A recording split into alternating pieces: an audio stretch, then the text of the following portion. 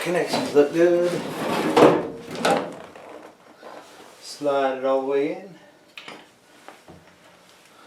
If you see these little tiny screws with no point, just like this, those are your blower screws on a Rheem furnace.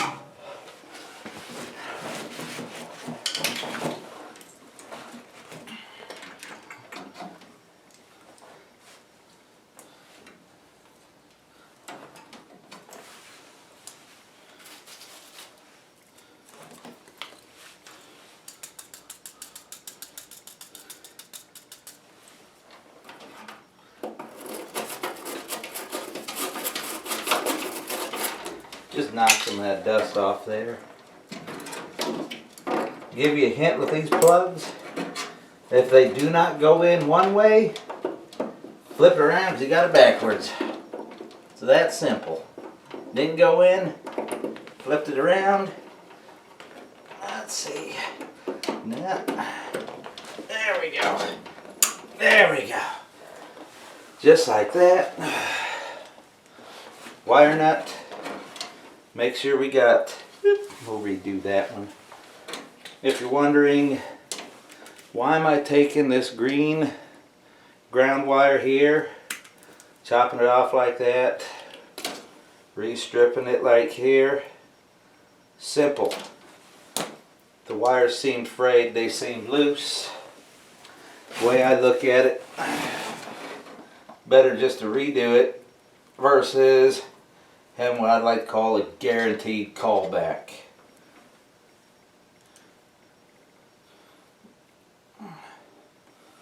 Go like that.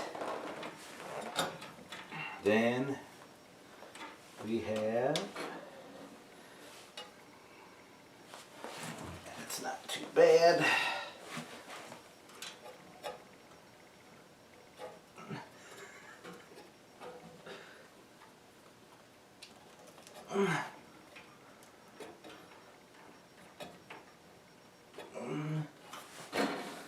Alright, I'm going to take this time, remember Mr. Handy Dandy flame sensor, maybe, kinda, sorta, maybe, since my battery is going dead I'm kind of restricted here. We're going to put them in the slot, 1/4 inch nut driver.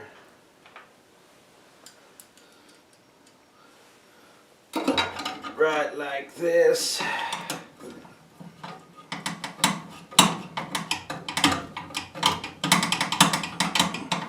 We inspected ceramic too. Looks all good. Just like that. So, right there. That's how your flame sensor sits in there. I'm going to give you a good little bit of advice. Your orange wire that's supposed to go under there, it shouldn't go like that, because if you put it over top like that, can you guess what's going to happen when you put the burner there? It will pinch it off, yes. So, let's try to see what we can do for thermostat wire. Remember, we also have air conditioner on here too. So we have to ensure our 2-wire controls for the contactor are hooked up. So when it comes to our thermostat, simply put, you have all of these wires right here. You have G. Alright, what's this green wire going to be used for? I know there's going to be some people sitting there going, green is ground. Yes, you're right. Green or bare copper is a ground wire. Except for our 24-volt thermostat controls, this is the fans wire.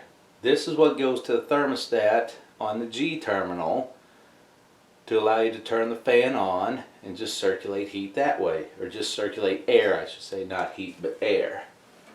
We have our red wire here. Alright, that's 24-volt power. Yellow, cooling. White, heat.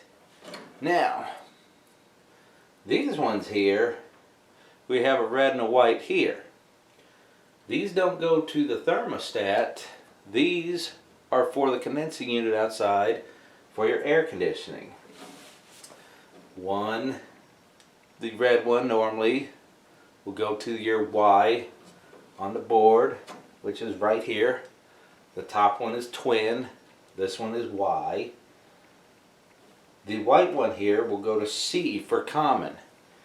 You don't want to try to interchange that, or you're going to be trying to have the furnace working same time as the air conditioner. So, we need to have Y and red hooked up here. When you look at it, just kind of look at your connections there.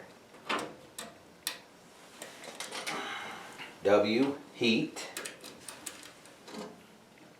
G, fan. Green, fan. Right? Yes. Red, hot. Can't remember that, just think redheads are hot, right? Air conditioner, white, common. Bada bing, bada boom, just like this. We're done. Yay, right? Yes, I know.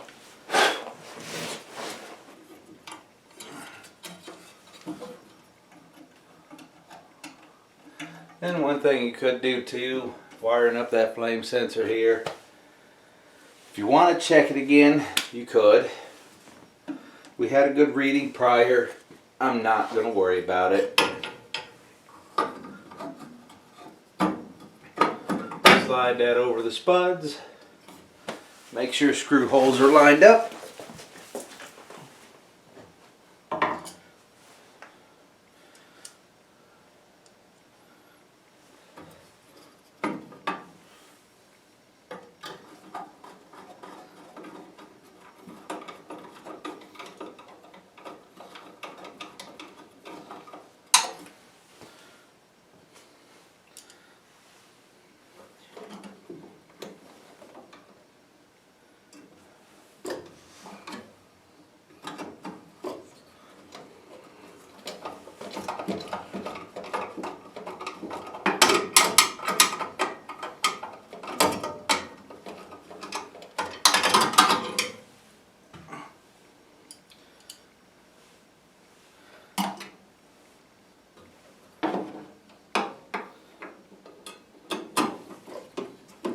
Just like this.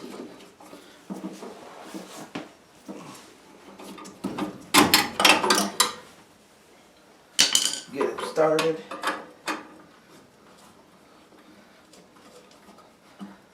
Many tools of the trade are needed. Right?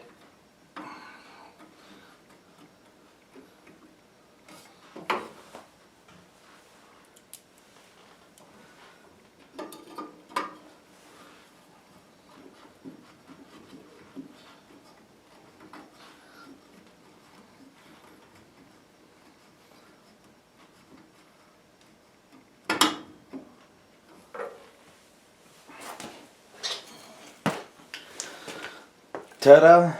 It's back together. Just like that. Right? Right. Alright, continuation from what we had. You can see how it goes there. Common, red, white, green. And the red for the condenser and the Y right there. are tied together. Twinning. That one is when you have two furnaces. I guess manufacturers back in the 80s loved to make huge furnaces, you know, 150,000 BTUs, 175,000 BTUs, 180. I think it was 175. I can't remember if it was 170 or 180, but I know I've seen the 180. And the new furnaces are not that big. In order to get that capacity, you have to tie two of them together, which means that right there will synchronize the blower motor so you get them both spinning in the right direction without having any delay and burning up a motor. When we look at it, still a little bit of fine-tuning, cleaning I have to do. It's not as clean as I like to leave it, but as you can tell, not too bad. Cleaner than what it was. All I have left to do is a few amp draw checks on things. Carbon monoxide, gas leak check. By golly, we should have it and be good to go. Especially this one primary wire connector. I may redo that, but maybe here in a bit. Just like that. Not too shabby. Looks a lot better. You just have to get a new filter in there. One thing I would like to point out, at least they have a door here. If all you can see is that filter sitting in top there, well, gee, what am I talking about? You want to know? I'll show you. The filter will slide in just like this. You want to make sure airflow arrow goes in the correct direction. It should. That wiring right there will hold the paper in place so it doesn't suck the filter out. If you have a gap like this, you need to seal it up. You really got to seal it up. Think about it. You're not going to be pulling any air from the rest of the house through this return ductwork that's been sealed up, as you can tell. To circulate air in the house, you will actually bypass a lot of the air. And gee, why was that blower compartment dirty? We have a gap here that's not sealed. We have gaps here that are not sealed. It needs to be sealed off to restrict the airflow so you get 100% air through the return ductwork to completely filter it. Keep it cleaner too. Also, the A coil here, this unit has air conditioning. If that coil gets dirty, has to be cleaned. Ruins efficiency on performance for both heating and cooling. And then that means the panel has to come off depending how bad it is. This house may not be too bad. Looks like there's some play with the line set. But if you don't have the play with it to slide that coil out, well, now you got to pump down the system, cut refrigerant lines, yank it out, clean the coil, put it all back together. To properly do it, braze it up, probably purge with nitrogen while we're brazing so you don't get the oxidation in the piping. And pressure test with nitrogen. And pull a 500 micron vacuum on there to ensure there's no air moisture and everything is good with the system. So I'm going to cut it off here and go back to it.